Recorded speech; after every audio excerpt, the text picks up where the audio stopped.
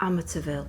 That one word alone is enough to send chills up many people's spines. A sleepy Long Island suburb that was the site of an extremely brutal murder and what is considered by many to be the world's most famous haunting. In December 1975, George and Kathy Lutz moved into a 4,000 square foot house they had purchased for an incredible $80,000. It was a steal at that price, and George couldn't pass it up, even after learning about the grisly mass murder that had occurred there just a year before. Their dream quickly turned into a living nightmare as foul odours permeated the house. Green slime started to ooze down the walls, and doors would slam open and shut. The family was terrified, but it got worse. Kathy is said to have levitated in bed as if invisible hands were pulling her into the air. Demonic eyes peered at the family from outside, and the sounds of a ghostly marching band and sinister cries of "Get out!" could be heard throughout the house. The most concerning occurrence was that George began to wake up every night at 3:15 a.m,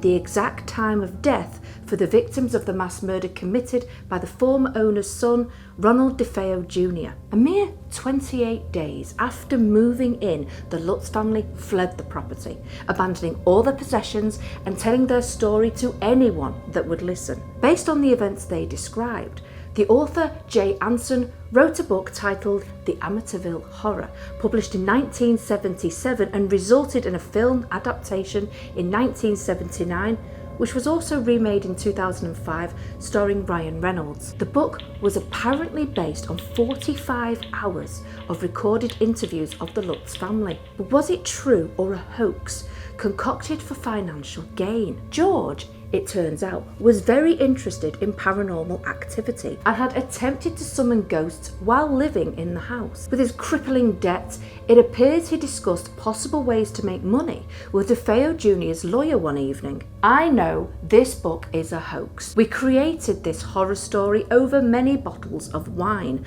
William Weber told People magazine. Was this one of the reasons George decided not to sell the house right away after fleeing in the middle of the night? Before listing the house for sale, he waited for curiosity to reach fever pitch. Some of the Lutz's family stories appear to be fabricated. For example, they claim to have tried calling the police for assistance when things became too frightening, and that an entity ripped open their front door with such force that it came off the hinges in retaliation. However, police records show that they received no calls during their month-long stay in the house. They also claim to have discovered cloven footprints in the snow outside their home, but no snow had fallen during their time there, proving once again that they were lying. George and Kathy both maintained their claims and even took and passed a polygraph test. Both Lutz's brothers, Christopher and Daniel, have since come forward to say that supernatural events occurred inside the house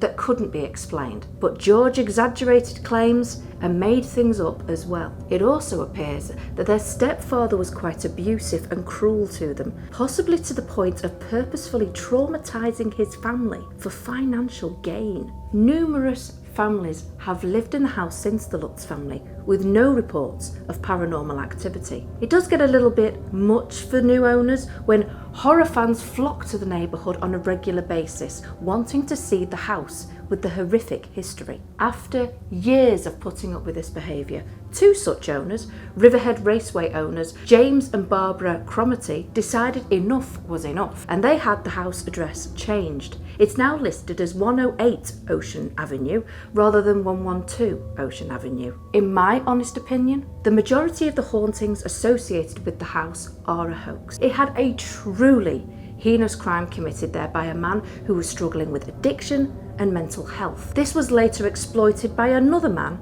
who used the paranormal angle of the story to get out of debt. Too many lies appear to have been established. That isn't to say that something isn't lurking in the shadows, but it's not what they led everyone to believe. But what are your thoughts? Do you believe the house is haunted by a sinister entity that drove a man to murder his entire family and another to flee in the middle of the night in fear for their lives, with only 3 changes of clothing each? Or do you think the paranormal was used to cover up one man's murderous act and another's greed? Let me know in the comments what you believe happened. whatever the truth is, it did produce an amazing book and 2 films that have captivated audiences for years and likely for many more to come.